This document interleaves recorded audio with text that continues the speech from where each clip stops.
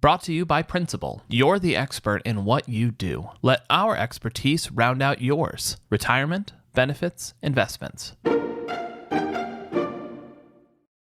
Hi, I'm Josh Christensen, executive producer of Inc. Podcasts, and today we have another edition of Expert Exchange, presented by Principal.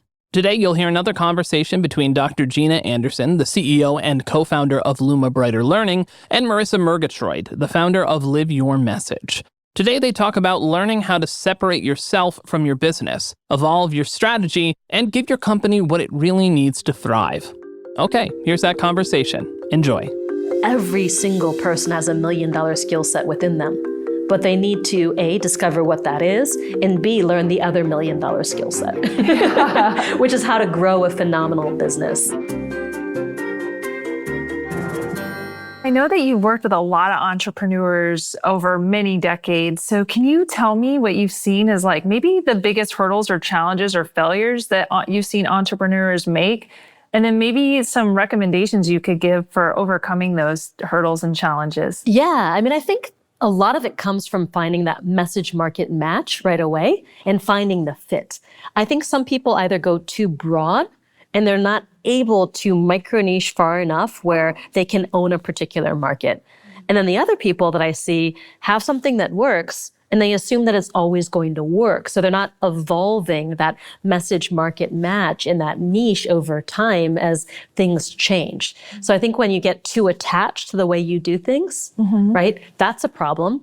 And also when you don't get specific enough. And I think when you run a small business, every decision matters, including who you bank with. At Chase for Business, we offer flexible solutions, from banking and payment acceptance to credit cards and local support, to help you go far. Whether you're just starting out or planning to scale up, we're here every step of the way. Check out chase.com/business to learn more about how Chase for Business is supporting small business owners just like you.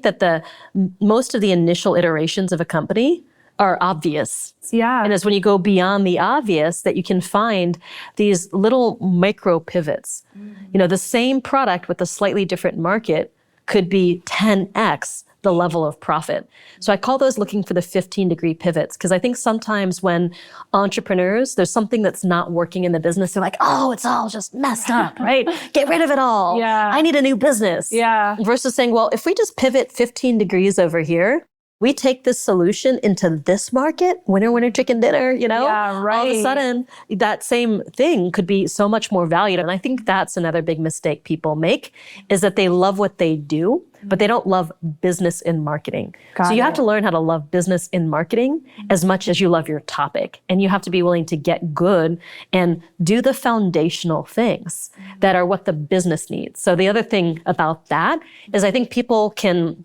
start to conflate their own identity with their business, especially when it comes from you as the founder.